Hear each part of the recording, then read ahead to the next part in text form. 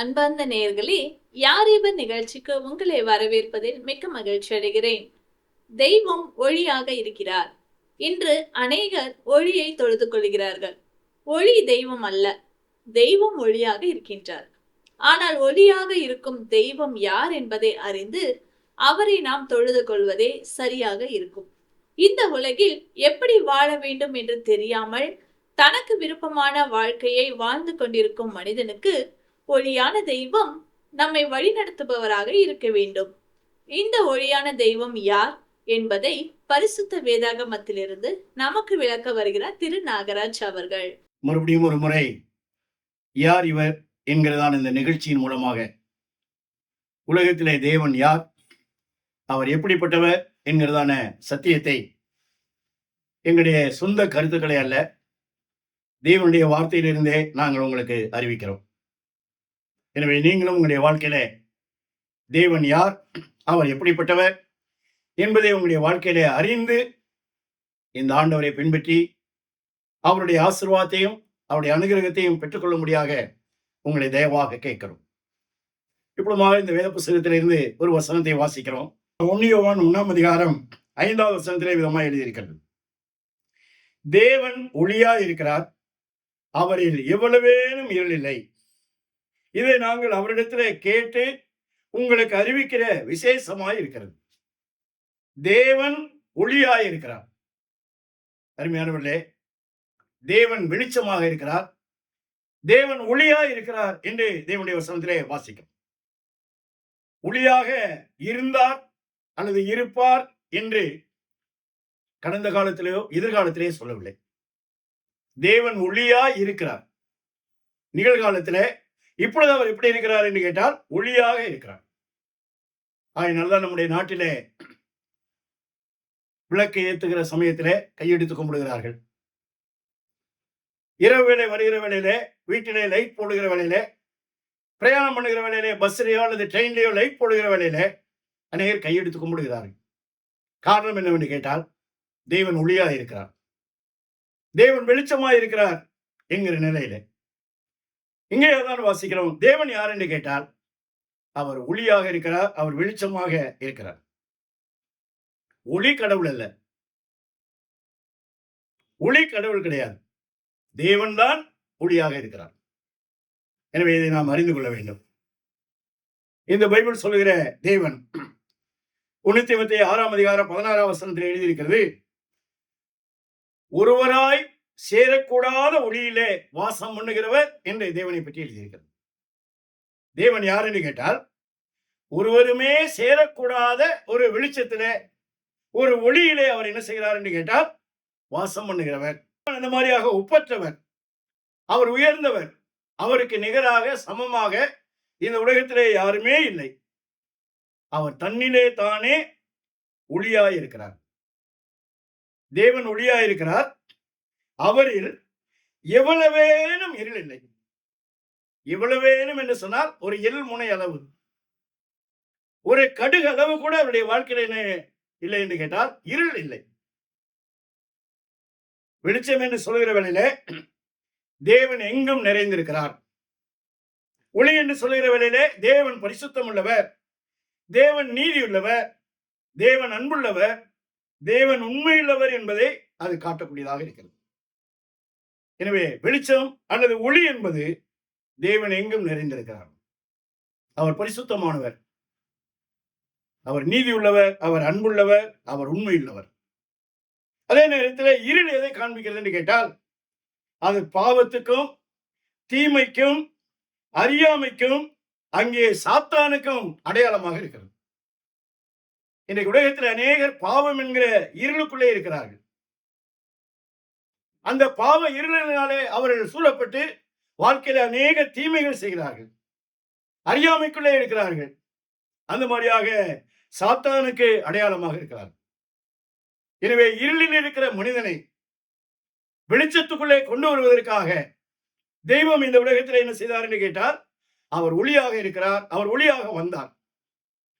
Bible எழுதியிருக்கிறது, அந்த ஏசாயா 60வது அதிகாரம் அதிலே 19வது வசனத்திலும் 20வது வசனத்திலும் நாம் வாசிக்கிற வேளையிலே, கர்த்தரே உனக்கு நித்திய வெளிச்சமும் உன் தேவனே உனக்கு மகிமையுமாய் இருப்பார் என்று எழுதியிருக்கிறது. அடுத்து வாசிக்கிறோம் 20 கீழ்ப்பகுதியிலே, கர்த்தரே உனக்கு நித்திய வெளிச்சமாய் இருப்பார், உன் துக்க நாட்கள் முடிந்து போகும் என்று வேதத்திலே வாசிக்கிறோம்.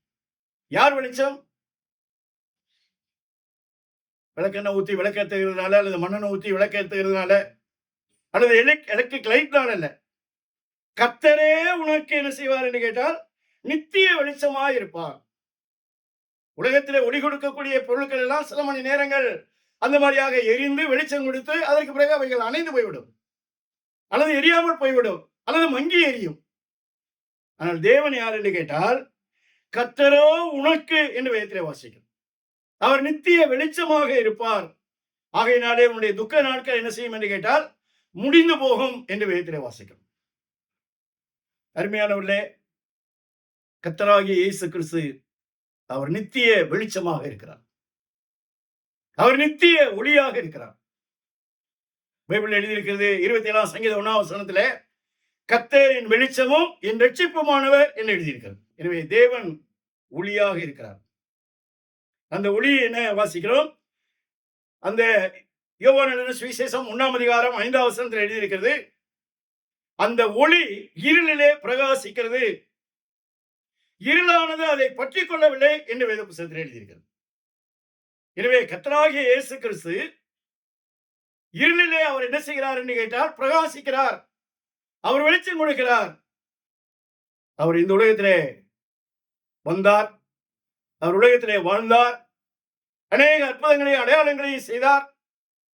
கடைசியாக கல்வாரி சிலுவையிலே மனிதனுடைய பாவத்துக்காக, மனிதனை பாவ இருளிலிருந்து, அறியாமை என்கிறதான இருளிலிருந்து விடுதலையாக்குவதற்காக சிலுவையிலே தன்னுடைய சொந்த ஜீவனை கொடுத்தார். தன்னுடைய குற்றமில்லாத மாசற்ற அந்த வெளியேறப்பட்ட இரத்தத்தை அவர் நமக்காக சிந்தினார். அவர் இந்த உலகத்துக்கு வந்த அந்த நோக்கத்தை அவர் சொல்லுகிற வேளையில யோவான் எழுதின சுவிசேஷம் 8 இயேசு ஜனங்களை நோக்கி, நான் உலகத்துக்கு ஒளியாய் இருக்கிறேன், என்னை பின்பற்றுகிறவன் இருளிலே நடவாமல் ஜீவ ஒளியை அடைந்திருப்பான் என்று தேவனுடைய வசனத்திலே வாசிக்கும். அருமையானவர்களே, இயேசு கிறிஸ்து எதற்காக இந்த உலகத்திலே வந்தார்? தனக்கு ஒரு பெரிய கூட்டத்தை சேர்ப்பதற்காக அல்ல. அவர் இந்த உலகத்தில் என்ன செய்தார் என்று கேட்டால், உலகத்திற்கு அவர் ஒளியாக இருக்கிறேன், நான் உலகத்தில் என்ன செய்தேன், ஒளியாக வந்தேன் என்று அவர் சொல்லியிருக்கிறார். பைபிளை நீங்கள் வாசிக்கிற வேளையிலே இன்னும் அநேக வசனங்களே நீங்கள் வாசிக்க முடியும். அந்த யோவான் எழுதின சுவிசேஷம் 1 நீங்கள் வாசித்து பார்ப்பீர்கள் என்று சொன்னால் அந்த வசனத்திலே அநேக காரியங்கள் சொல்லி இருக்கிறது. அதில் நான் வாசிக்கிற வேளையிலே அந்த யோவான் 1 எழுதியிருக்கிறது, அவருக்குள் ஜீவன் இருந்தது, அந்த ஜீவன் மனுஷருக்கு ஒளியா இருந்தது என்று நாம் தேவனுடைய வசனத்திலே வாசிக்கும். அதோடு மாத்திரமல்ல, அந்த 5 எழுதியிருக்கிறது, இருளானது அதை பற்றி கொள்ளவில்லை என்று தேவனுடைய வசனத்திலே நாம் வாசிக்கும். அடுத்து அதே இதிலே 9 வாசிக்கிறோம் பாருங்கள், உலகத்திலே வந்து எந்த மனுஷனையும் பிரகாசிப்பிக்கிற ஒளியே அந்த மெய்யான ஒளி என்று எழுதியிருக்கிறது. அருமையானவர்களே, பாவத்தினாலே வாழ்க்கை இருண்டு போய் நிம்மதி இல்லாமல் வேதனையோடு சஞ்சலத்தோடு கூட வாழக்கூடியதான அந்த மனிதனுடைய வாழ்க்கையிலே விளக்கேற்றுவதற்காக, அவனுடைய வாழ்க்கையில் இருக்கிற அறியாமைங்கிறதான அந்த காரிருளை போக்குவதற்காக அவர் இந்த உலகத்திலே வந்தார். உலகத்திலே வந்து எந்த மனுஷனையும், நீங்கள் எவ்வளவு மோசமான மனிதராக இருந்தாலும், உங்களுடைய வாழ்க்கை எவ்வளவுதான் இருண்டு போய் இனிமேல் அவ்வளவுதான் நான் உலகத்திலே வாழ முடியாது, மறுநாள் வாழ்க்கையினுடைய முடிவு என்று எண்ணக்கூடிய நிலைமையில் இருந்தாலும், எந்த மனுஷனையும் பிரகாசிப்பிக்கிற மெய்யான ஒளி என்று எழுதியிருக்கிறது. ஒரு பொய்யான ஒளி அல்லங்க. இயேசு கிறிஸ்து மெய்யான ஒளி. எனவே உலகத்திலே பாவ இருளில் இருந்து, மரண இருளில் இருந்து, பாவத்துடைய சாபத்தில் இருந்து, சாத்தானுடைய பிடியில் இருந்து மனிதனை மீட்பதற்காக, மனிதனுக்கு வெளிச்சம் கொடுப்பதற்காக ஆண்டவராக இயேசு கிறிஸ்து இந்த உலகத்திலே அவர் ஒளியாக வந்தார். இன்றைக்கு சாத்தான் இந்த ஒளியை அறிந்து கொள்ள விடாதபடிக்கு அவன் என்ன செய்கிறான் என்று கேட்டால், அநேகருடைய மனதை அவன் குருடாக்கி வைத்திருக்கிறான் என்று எழுதியிருக்கிறது. எனவே ஆண்டவராக இயேசு கிறிஸ்து அவர் இந்த உலகத்தில் என்ன செய்தார் என்று கேட்டால் அவர் ஒளியாக வந்தார் என்று வாசிக்கிறோம். அவர் நமக்காக என்ன செய்தார் என்று கேட்டால் கல்வாரி சிலுவையிலே அவர் மரிக்கிற வேளையில 3 மணி நேரம் பூமி எங்கும் அந்தகாரம் உண்டாயிற்று என்று வேதத்தில் எழுதியிருக்கிறது. சூரியன் இருளடைந்தது என்று எழுதியிருக்கிறது. மதியான நேரத்திலே பூமி எங்கும் அந்த மாதிரியாக ஒரு காரிருள் வந்தது. இதை மத்தேயு 27 அதிகாரம் 45 வசனத்திலும் வாசிக்கிறோம். பூமி எங்கும் அந்தகாரம் உண்டாயிற்று. பூமி எங்கும் மனிதர்கள் பாவத்துக்குள்ளே கிடக்கிறார்கள், அந்தகாரத்துக்குள்ளே கிடக்கிறார்கள், அறியாமையிலே கிடக்கிறார்கள், பிசாசுடைய அடிமைத்தனத்தில் இருக்கிறார்கள். எனவே இந்த முழு உலகத்தில் இருக்கக்கூடியதான இந்த மனிதனை மீட்பதற்காக, அவனை விடுவிப்பதற்காக ஆண்டவராகிய இயேசு கிறிஸ்து சர்வலோகத்தினுடைய பாவத்தை தன்மையில் ஏற்றுக்கொண்டு அவர் கல்வாரி சிலுவையிலே தன்னுடைய ஜீவனை கொடுத்தார், தன்னுடைய இரத்தத்தை சிந்தினார். அவர் மரித்து அடக்கம் செய்யப்பட்டு உயிரோடு கூட இருந்து அவர் இன்னைக்கும் ஜீவிக்கக்கூடியவராக இருக்கிறார். அருமையானவர்களே, ஆண்டவராகிய இயேசு கிறிஸ்து உங்களுடைய வாழ்க்கையை பிரகாசமாக்குகிறவர். அவர் உங்களுடைய வாழ்க்கையிலே ஒளி கொடுக்கக்கூடியவர். அவர் மெய்யான ஒளியாக இருக்கிறார் என்று வேத புத்தகத்திலே எழுதியிருக்கிறது. பாவத்தினாலே வாழ்க்கை இருளாகி சமாதானம் இல்லாமல், நம்பிக்கை இல்லாமல் வாழ்க்கையை சீரழித்து சிக்கி தவிக்கிறீர்களா? நீங்கள் எவ்வளவு பெரிய பாவியாக இருந்தாலும், எத்தனை கோடி பாவங்கள் செய்திருந்தாலும், இந்த மெய்யான ஒளியாகிய கிறிஸ்து உங்களுடைய வாழ்க்கையை அவர் என்ன செய்வார் என்று கேட்டால் பிரகாசிக்க பண்ணுவார். பைபிள் எழுதியிருக்கிறது, அந்த கொலோசியர் 1:13 எழுதியிருக்கிறது, இருளின் அதிகாரத்தில் நின்று நம்மை விடுதலையாக்கிறவர் என்று எழுதியிருக்கிறது. பாவ இருளுக்குள்ளே, பாவத்தினுடைய அடிமைத்தனத்துக்குள்ளே இருக்கிற உங்களை உலகத்தில் இருக்கிற யாரும் விடுதலையாக்க முடியாது. ஆண்டவராகிய இயேசு கிறிஸ்து ஒருவர் மாத்திரமே உங்களை இருளின் அந்தகாரத்தில் நின்று விடுதலையாக்கி தம்முடைய அன்பின் குமாரனுடைய ராஜ்யத்துக்கு உட்படுத்தக்கூடிய ஒரு உண்மையுள்ள, ஒரு உயிருள்ள தெய்வமாக இருக்கிறார். இன்னுமாக வேதம் சொல்லுகிறது, அந்த 1 பேதுரு 2 அதிகாரம் 9 வசனத்தில் எழுதியிருக்கிறது, அந்தகாரத்தில் நின்று ஆச்சரியமான ஒளியினிடத்தில் வரவழைத்தவருடைய புண்ணியங்களை அறிவிக்க முடியும். ஆச்சரியமான ஒளிங்க ஆண்டவராக இயேசு கிறிஸ்து உங்களை அந்தகார வாழ்க்கையிலிருந்து அந்த மாதிரியாக விடுவிக்கக்கூடிய ஒரு புண்ணிய நாதர், ஒரு உண்மையுள்ள உங்களை நேசிக்கிற தெய்வம். வாழ்க்கையிலே நொடித்து போய் உங்களுடைய வாழ்க்கையிலே ஒளி மங்கி எல்லாமே இருளா இருக்கிறதா? வாழ்க்கையிலே சோர்ந்து போக வேண்டாம். உங்களுடைய வாழ்க்கையிலே விளக்கேற்றக்கூடிய ஒரு தேவன் இருக்கிறார்.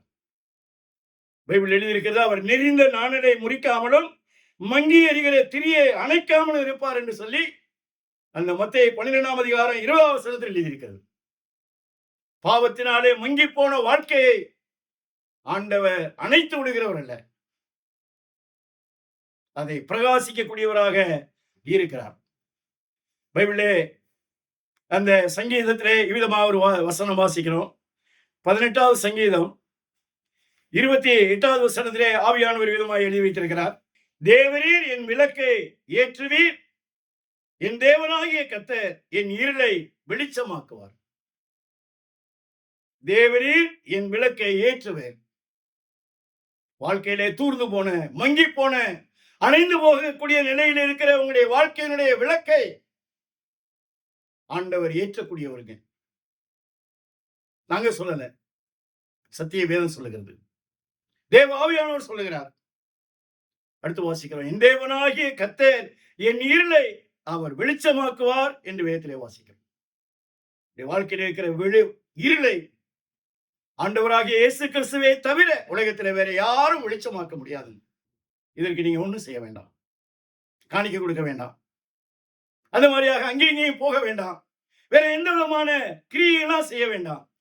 நீங்கள் எளிய நிலைமையிலே அவரை நோக்கி பார்த்தால் போதும். ஆண்டவரே, நீதான் உலகத்திலே ஒளியாக வந்தீர், என்னுடைய வாழ்க்கையில் இருக்கிறதான இந்த காரிருளை நீக்கி என்னுடைய வாழ்க்கையிலே விளக்கேற்றக்கூடிய தெய்வம், என்னுடைய இருளை வெளிச்சமாக்கக்கூடிய தெய்வம். ஆண்டவரே, நான் உம்மை நம்புகிறேன், நான் உம்மை விசுவாசிக்கிறேன், நான் உம்மை ஏற்றுக்கொள்கிறேன் என்று சொல்லுகிற வேளையில அந்த தெய்வம் உங்களுடைய வாழ்க்கையிலே விளக்கேற்றுவார். 34ஆம் சங்கீதம் 5வது வசனத்தில் எழுதியிருக்கிறது, அவர்கள் அவரை நோக்கி பார்த்து பிரகாசம் அடைந்தார்கள், அவருடைய முகங்கள் வெட்கப்படவில்லை என்று எழுதியிருக்கிறது. பிரகாசமாயிருக்கிற, ஒளியாயிருக்கிற இந்த உண்மையுள்ள, இந்த உயிருள்ள தெய்வத்தை நீங்கள் நோக்கி பார்த்தால் உங்களுடைய வாழ்க்கை பிரகாசம் அடையும். நீங்கள் என்ன செய்ய வேண்டும் என்று கேட்டால், இந்த ஒளியின் இடத்திலே நீங்கள் விசுவாசமாக இருக்க வேண்டும். யோவான் எழுதின சுவிசேஷம் 12வது அதிகாரம் 35, 36 வசனங்கள் எழுதியிருக்கிறது. அதற்கு இயேசு, இன்னும் கொஞ்ச காலம் ஒளி உங்களிடத்தில் இருக்கும், இருளில் நீங்கள் அகப்படாதபடிக்கு ஒளி உங்களோடு இருக்கையில் நடவுங்கள். இருளில் நடக்கிறவன் தான் போகிற இடம் இன்னதென்று அறியான். ஒளி உங்களோடு இருக்கையில் நீங்கள் ஒளியின் பிள்ளைகளாகும்படி ஒளியினிடத்தில் விசுவாசமாயிருங்கள் என்றார். ஒளியினிடத்தில் விசுவாசமாயிருங்கள். நீங்க இருட்டின் பிள்ளைகளாக, பிசாசுடைய பிள்ளைகளாக, பாவத்தினுடைய பிள்ளைகளாக இல்லாமல் ஒரு ஒளியினுடைய பிள்ளைகளாக நீங்கள் மாற வேண்டும். நீங்கள் ஒளியினுடைய பிள்ளைகளாக மாறுவதற்கு எதையும் செய்ய வேண்டாம், அவரை விசுவாசித்தால் போதும். அதான் நீங்க வாசிக்கிறோம். ஒளியினிடத்தில் விசுவாசமாக இருக்கிறவன் என்று வேதத்திலே வாசிக்கிறோம். அந்த ஒளியினிடத்திலே நீங்கள் விசுவாசமாக இருந்தால் இருளிலே நடக்க மாட்டீர்கள், நீங்கள் அந்த மாதிரியாக வெளிச்சத்திலே நடப்பீர்கள் என்று வாசிக்கிறோம். இன்னுமாக அதே யோவான் 12ஆம் அதிகாரம் 46ஆம் வசனத்திலே பாருங்கள், என்னிடத்தில் விசுவாசமாக இருக்கிறவன் எவனும் இருளில் இராதபடிக்கு நான் உலகத்திற்கு ஒளியாக வந்தேன். ஆண்டவர் இந்த உலகத்துக்கு வந்ததுடைய நோக்கம் ஒளியாக வந்தார். நம்முடைய பாவ இருளை நீக்கி நம்முடைய வாழ்க்கையை பிரகாசமாக்குவதற்காக, விளக்கேற்றுவதற்காக அவர் வந்தார். நீங்கள் அவரை விசுவாசிக்கிறீர்களா? மனிதனை பிரகாசிப்பதற்கு அவர் ஆவல் உள்ளவராக, ஆயத்தம் உள்ளவராக இருக்கிறார். ஆனால் மனிதர்கள் ஏன் வரமாட்டேங்கிறார்கள்? அதையும் வேதத்திலே நாம் வாசிக்கிறோம். ஒளியானது உலகத்திலே வந்திருந்தும் மனுஷனுடைய கிரியைகள் பொல்லாதவைகளாக இருக்கிறபடினால் அவர் ஒளியை பார்க்கலும் இருளை விரும்புகிறதே அந்த ஆக்கினை தீர்ப்புக்கு காரணமாக இருக்கிறது.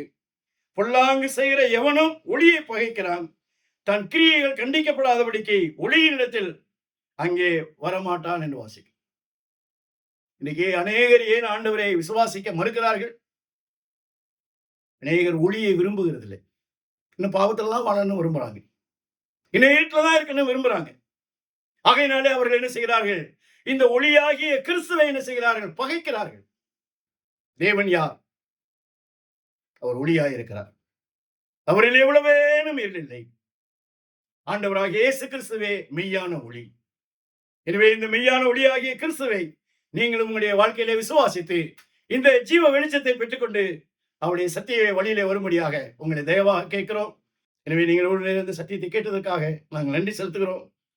கர்த்தர் எப்படியாலும் உங்களுடைய அறியாமையை போக்கி உங்களை இருட்டத்தில் இருந்து இந்த வெளிச்சத்துக்குள்ளே கொண்டு வருவதற்காக நாங்கள் உங்களுக்காக ஜெபம் செய்கிறோம். நீங்கள் இயேசுவின் அன்பையும் பாவ மன்னிப்பையும் நித்திய ஜீவனையும் பெற்றுக்கொள்ள வேண்டுமானால் அவரே உங்கள் பாவத்திற்காக தேவன் அருளிய பலி என உணர்ந்து விசுவாசத்துடன் அவரை உங்கள் வாழ்க்கையில் ஏற்றுக்கொள்ளுங்கள். இது உங்கள் இருதயத்தின் வாஞ்சியை வெளிப்படுத்துமானால் இந்த விசுவாச ஜெபத்தை இப்பொழுதே ஜெபியுங்கள். அப்பொழுது அவர் உங்கள் வாழ்க்கையில் வருவார். இது ஒரு ஜெபத்தின் மாதிரி. முதலில் நான் சொல்கிறேன், ஆண்டவராகிய இயேசுவே, நீர் எனக்கு தேவை. என் பாவத்திற்காக நீ சிலுவையில் மரித்ததுக்கு நன்றி. என் வாழ்க்கையின் கதவை நான் திறந்து உம்மை என் இரட்சகராகவும் ஆண்டவராகவும் ஏற்றுக்கொள்கிறேன். என் வாழ்க்கையை நீர் ஆட்கொண்டு நான் எப்படிப்பட்டவனாக இருக்க நீர் விரும்புகிறீரோ அப்படியாக என்னை மாற்றும். ஆமேன். இந்த ஜெபம் உங்கள் உள்ளத்தின் விருப்பத்தை வெளிப்படுத்துமானால் இப்பொழுதே நீங்கள் இருக்கும் இடத்தில் இந்த ஜெபத்தை ஜெபியுங்கள். நான் இந்த ஜெபத்தை ஒவ்வொரு வாக்கியமாக சொல்லும்போது நீங்களும் அமைதியாக சொல்லுங்கள். ஆண்டவராகிய இயேசுவே, நீர் எனக்கு தேவை. என் பாவத்திற்காக நீ சிலுவையில் மரித்ததுக்கு நன்றி. என் வாழ்க்கையின் கதவை நான் திறந்து உம்மை என் இரட்சகராகவும் ஆண்டவராகவும் ஏற்றுக்கொள்கிறேன். என் வாழ்க்கையை நீர் ஆட்கொண்டு நான் எப்படிப்பட்டவனாக இருக்க நீர் விரும்புகிறீரோ அப்படியாக என்னை மாற்றும். ஆமென். இப்பொழுது நீங்கள் இந்த விசுவாச ஜெபத்தை ஜெபித்துள்ளீர்கள். இயேசு கிறிஸ்துவை உங்கள் வாழ்க்கையில் வரும்படி அழைத்திருக்கிறீர்கள். அவரை வேண்டிக் கொள்ளும்போது அவர் வருவதாக வாக்களித்துள்ளதால் அவர் வாக்களித்தபடியே வந்துள்ளார் என்பதை நிச்சயமாய் அறிந்து கொள்ளுங்கள். மேலும் உங்கள் பாவங்கள் மன்னிக்கப்பட்டது என்றும் நீங்கள் தேவனுடைய பிள்ளையாகி நித்திய ஜீவனை பெற்றுக்கொண்டீர்கள் எனவும் உறுதி கொள்ளுங்கள். எங்களை நேசிக்கிற நல்ல ஆண்டவரே, மறுபடியும் உம்முடைய நல்ல நாமத்தை நாங்கள் ஸ்தோத்திரிக்கிறோம். மறுபடியும் ஒரு முறை தேவன் ஒளியாய் இருக்கிறார், அவரில் எவ்வளவேனும் இருளில்லை என்று நாங்கள் வேதத்திலே படிக்கிறோம். இந்த உலகத்திலே நீர் ஒருவரே மெய்யான ஒளியாக இருக்கிறீர். உலகத்திலே வந்து எந்த மனுஷனையும் பிரகாசிப்பிக்கிற ஒரு மெய்யான ஒளி என்று நாங்கள் வேதத்திலே வாசிக்கிறோம்.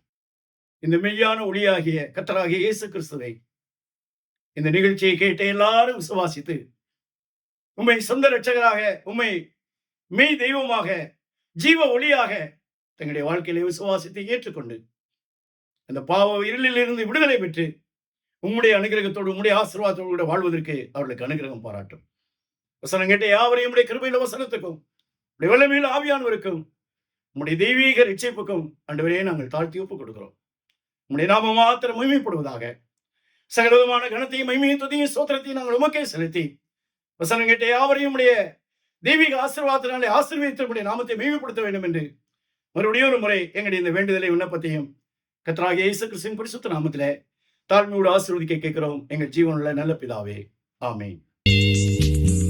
மகனே ஓடி வா, இளைப்பாறுதல் தந்திடுவே, ஆசையாய் நிற்கின்றேன் என்னிடம் ஓடி வா, என்னிடம் ஓடி வா, என்னிடம் ஓடி வா, என்னிடம் ஓடி வா, என்னிடம் ஓடி வா.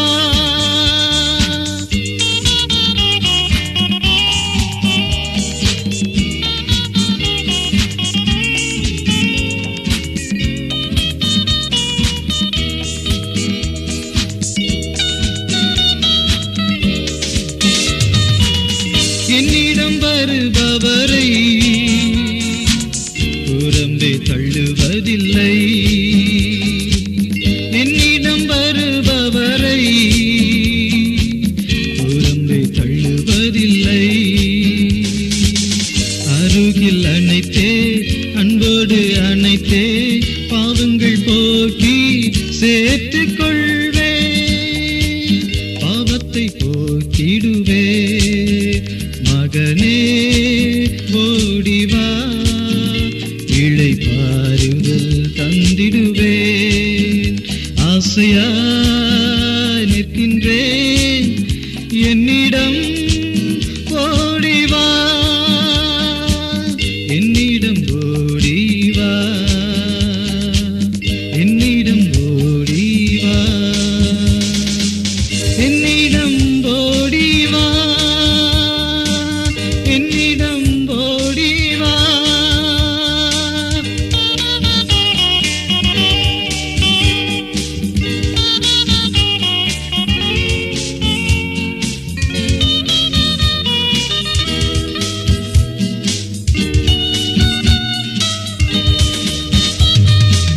வருத்தப்பட்டு பாரம் சுமப்போரே வாரம், வருத்தப்பட்டு பாரம் சுமப்போரே வாரம், அவரின் அமைதி, அன்பு, சந்தோஷம், சமாதானம் என்றும் பெற்றுக் கொள்ளவே, அவரிடம் ஓடி வா.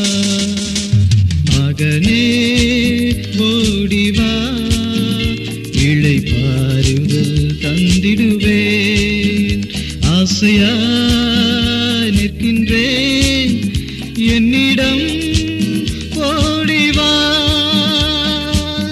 என்னிடம் ஓடி வா, என்னிடம்